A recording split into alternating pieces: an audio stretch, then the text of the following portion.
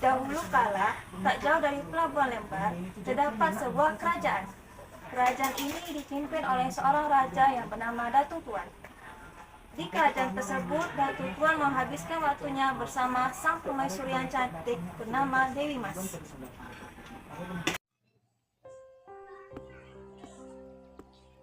Suamiku, mari minum teh bersama. Iya, terima kasih istriku.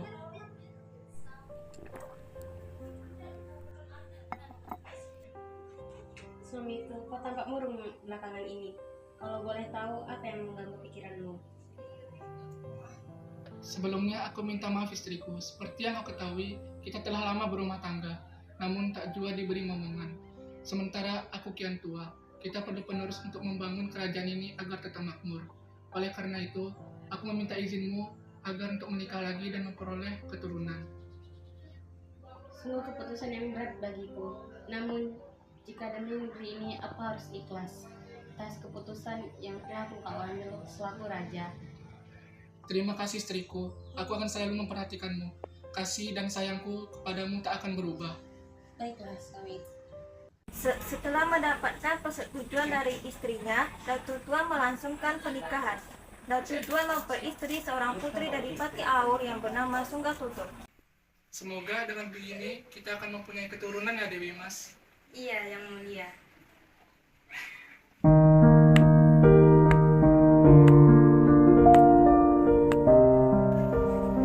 Yang mulia.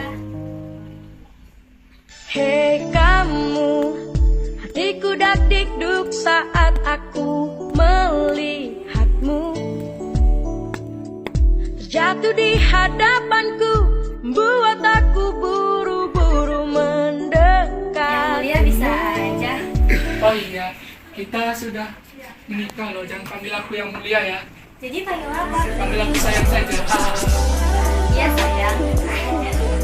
Aku jadi Bingung kenapa? karena Dua-duanya sama-sama aku suka, tapi aku bingung harus pilih yang mana.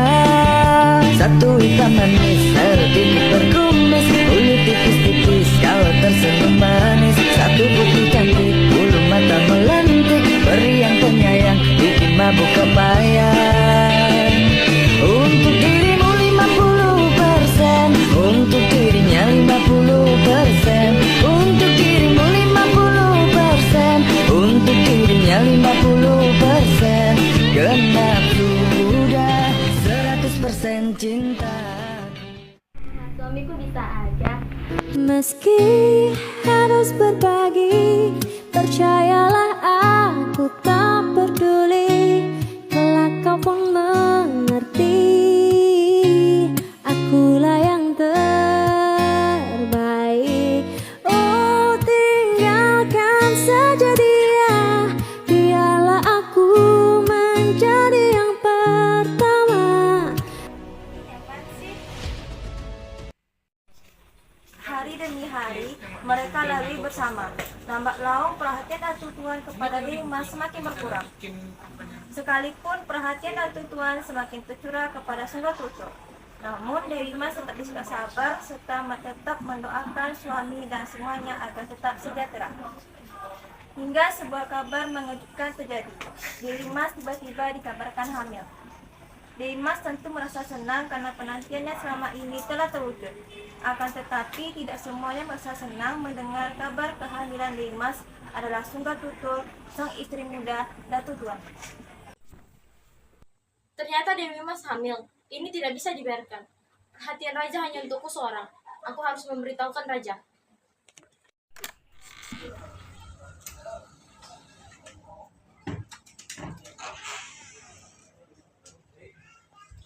Suamiku, tidakkah kau merasa janggal? Dewi Mas tiba-tiba hamil. Sungguh ini bukan berita yang baik untuk diberitakan kepada rakyat. kau ada benar juga. Pengawal, Iya, Tuan. panggil Dewi Mas sekarang. Baik, Tuan. Apa yang hendak engkau tanyakan, suamiku? Apa benar kau hamil Dewi Mas? Iya, suamiku. Dasar perempuan tidak tahu diri. Kamu kan tidak bisa hamil. Apa kamu pakai dukun ya? Atau kamu punya laki-laki simpanan? Tapi yang kandung ini memang anak engkau, Datuk. Aku tidak percaya. Pengawal, Ya Tuan. Bawa Dewi Mas keluar dari kerajaan ini dan usir dia sekarang juga. Baik Tuan. Memang tak bisa ku pungkiri banyak kekuranganku, namun tak pernah ada kata menyerah. Sadarku disepelekan aku, dianggap kecil, tapi tak apa-apa.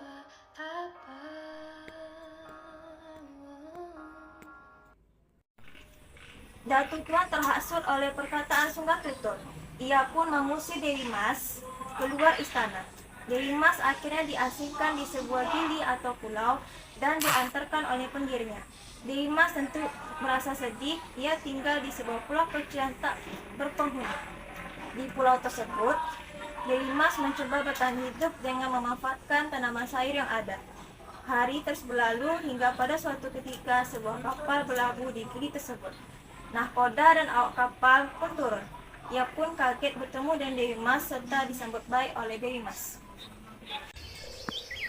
Aku tak menyangka ada orang di tempat pulau seperti ini. Terlebih dia adalah seorang wanita hamil. Nama saya Dewi Mas Tuan Nahkoda. Saya telah berada di sini selama berhari-hari. Sebenarnya apa yang membuat kamu datang ke tempat asing seperti ini? Dewi Mas pun mulai menceritakan semuanya kepada Nahkoda. Dewi Mas juga meminta Nahkoda untuk bersedia mengantarkannya ke Pulau Bali. Sungguh malang nasibmu. Aku suruh prihatin. Aku akan mengantarmu ke Pulau Bali. Baiklah, terima kasih. Akhirnya Nahkoda mengantarkan Dewi Mas untuk keluar dari pulau tersebut menuju ke Bali. Di Bali, Dewi Mas tinggal di sebuah gubuk kecil. Waktu terus berlalu hingga datanglah masa kelahiran anak Dewi Mas. Ia melahirkan bayi kembar laki-laki dan perempuan. Yang laki-laki dilahirkan dengan sebilah keris. Dia diberi nama Raden Nuna Putra Janja. Sedangkan yang perempuan lahir dengan sebuah anak panah. Dia diberi nama Dewi Rinjani.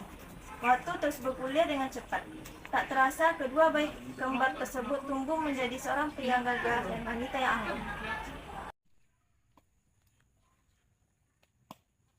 Kak, jika saja ya kita masih ada, pasti hidup kita tidak terlalu susah seperti ini ya Kak. Beb, tidak boleh begitu. Syukur kita memiliki ibu. Iya Kak, tapi aku masih ingin memiliki sosok ayah juga. Walau hanya sebentar, Tuhan tolong. Bukannya diri ini tak terima kenyataan. Ini hanya Melihat adiknya yang bersedih, muncul di benak Raden Nuna untuk menanyakan tentang latar belakang mereka kepada ibunya. Ibu, bolehkah kami bertanya? Sebenarnya siapakah ayah kami? Kenapa aku dan Dewi Rinjani tidak memiliki ayah? Iya Ibu, tolong beritahu kepada kami. Mendengar itu, Dewi Mas pun sedikit terkejut. Dewi Mas menceritakan semua kisahnya kepada putranya tersebut. Setelah mendengar cerita dari ibunya, Raden Nuna tak percaya sekaligus marah. Berhari-hari Raden Nuna mengarungi lautan demi bertemu dengan ayahnya, Datu Tuan. Setelah sekian lama, akhirnya Raden Nuna pun menampakkan kakinya di pelabuhan Lembar. Lalu ia mulai menyusuri daerah itu mencari pusat kerajaan Datu Tuan hingga ia akhirnya tiba di kerajaan ayahnya itu.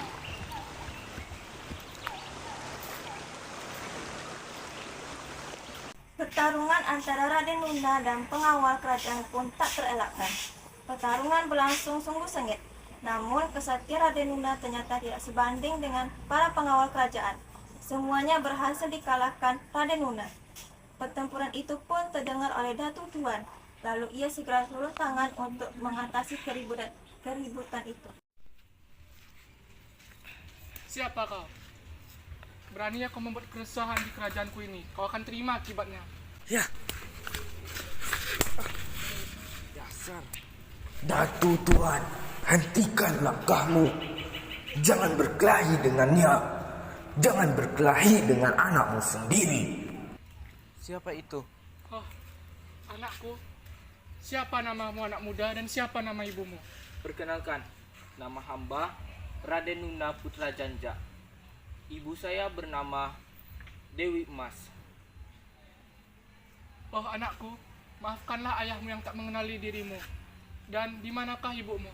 Apakah dia baik-baik saja? Mereka dalam keadaan sehat. Mereka berada di Pulau Bali. Maafkan aku ingin temui mereka.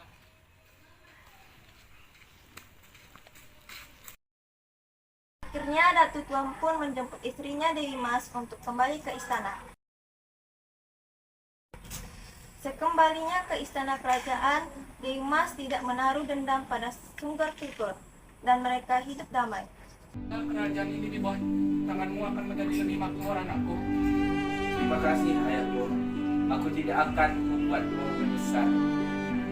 Raden Nuna kian bertambah dewasa serta ia menggantikan Datu Tuan sebagai raja. Sementara itu Datu Tuan yang makin tua nampak semakin bijaksana. Dewi Rinjani sering menemani ayahnya tersebut. Hingga suatu hari Datu Tuan mengajak putrinya tersebut untuk bertapa di gunung. Ayah, kemanakah engkau hendak mengajakku? Aku ingin mengajakmu bertapa di sebuah gunung putriku. Dan aku juga ingin engkau mewarisi kebijaksanaanku ketika aku telah tiada nanti. Baiklah ayah, dengan senang hati.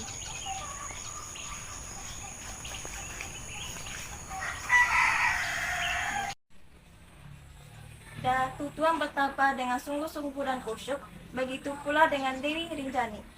Ia sungguh khusyuk dan berdoa, memohon kepada Sang Kuasa agar diberikan ketentraman serta kesejahteraan untuk semua rakyat kerajaannya. Ternyata para rajin mengetahui kekhusyukan doa Dewi Rinjani, maka ia diangkat menjadi ratu oleh para rajin, terus tinggal di gunung tersebut. Gunung itu dikenal sebagai Gunung Rinjani, gunung berapi tertinggi kedua di Indonesia. Gunung ini juga menjadi gunung berapi terindah yang berada di Lombok. Tepatnya, gunung ini berada di bawah 4 kabupaten, yaitu Lombok Timur, Lombok Tengah, Lombok Barat, dan Lombok Utara. Pesan dari cerita ini, selalu bersikap sabar dan ikhlas, serta bijak dan mengambil keputusan tanpa adanya paksaan dari pihak manapun.